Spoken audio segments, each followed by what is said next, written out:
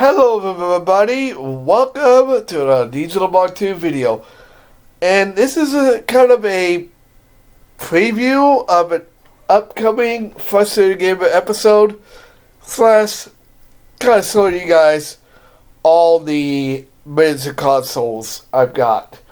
The reason why I say kind of episode, because I still haven't got my HDMI capture card, so until I can get that, it's going to be out of question. So we're going to start off with the one I got first, because I didn't get the Nintendo Entertainment System at launch, because by the time I was going to buy it, obviously it sold out. So this is the one I got first. The Snes Classic. It's pretty neat. I think this is one of my favorite ones because I actually own a Super Nintendo. I didn't own this. I also own this growing up as a kid. We had the original, and then whenever I got out my own apartment, I got the new model SNES. It was kind of like this, but it was different. And then, of course, being the stupid person silly person I am, I went out and bought a bootleg version of the NES. It's not bad, but I don't know. It's like they were trying to kind of make it like the NES Classic. And my friend, one of my staff, came over and said, "Hey, they got the NES Classic." It wasn't. It was this nearly piece of garbage. It's got some good games on it, I'll give you that. But it wasn't the NES Classic. And then, finally, we got it back in stock, and lucky one day, and I finally got my hands on the NES Classic. Great console. I think that out of all the consoles I have, these are my favorites. Not saying that the next one I'm going to show you guys what I got aren't my favorites, because the next ones are pretty cool. Alright, now let's move on to the non-Nintendo ones. When I heard this was coming out, I was bouncing off the walls. Believe it or not, I owned a Sega Genesis as a kid. I didn't own it. It wasn't technically mine, but my cousins were like, you know what? They had moved out of their house, the old house. Like, you guys want the old Sega Genesis? It was crap. It was complete crap, but I was happy to have it. And, I played it over at their house a lot when we went over. I used to play Sega Genesis at not only that cousin's house, but my uncle's house, who also had a Sega Genesis. Sega CD. I didn't. I know. I missed out on a lot of great games on Sega CD. But this brought back some nostalgia. I really, really like this little bitty console. Okay, so this is the PlayStation Classic. Again, I didn't get it at launch. I was kind of hesitant to buy this because it didn't have very many games on it. And that's not to say that, it's not great, but the NES and SNES had way more games on it.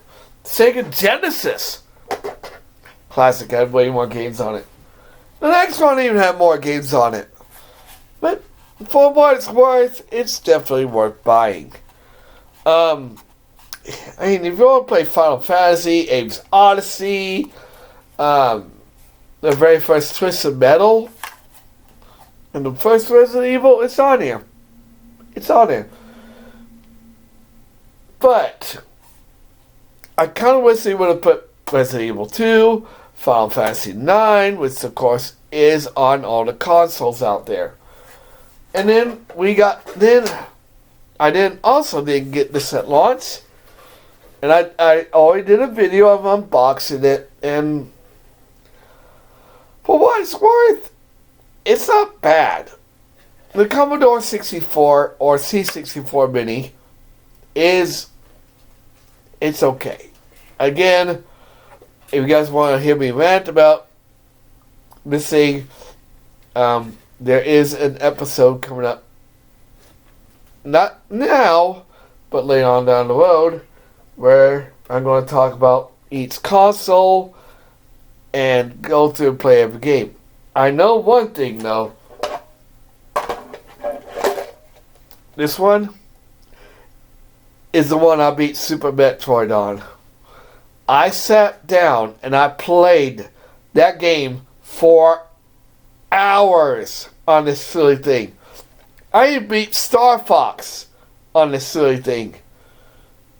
I was sitting there and I was like, I'm beating this game. There's no excuse. There's no excuse. And I was like, I'm going to beat it. And now, every year during my Metroid marathon, I had to play Super Metroid. Alright. I didn't want to go looking for the controllers for these, for the PlayStation and the Sega Genesis. But let's just say they're about the same size as these. But I like these controllers. I really, really, really like these controllers. They are exactly like the Super Nintendo and NES controllers. They push really nice. I like that there's a start and select button on there. I like that Nintendo, at the time, knew that we still had a Wii or Wii U. They're like, we're going to make these things where you can plug them in to the into not just the classic version of the SNES. We're going to allow them to play SNES, NES on Virtual Console with these things. I like that. I think this is either... Look at this. This is the NES controller. Again, sleek. It's nice. I like it. It's nice. And then we have the... Yep, there it is. The bootleg version. And it's okay, but there's a problem. Both of these are the same button. They are not turbo on top. They're not turbo. And it has the original NES plug to it. You know, I've said this before and I'll say it again. We're living in an era... Excuse me. Sorry, my cat's getting in my bag. We're living in an era where this is okay to put in a bootleg.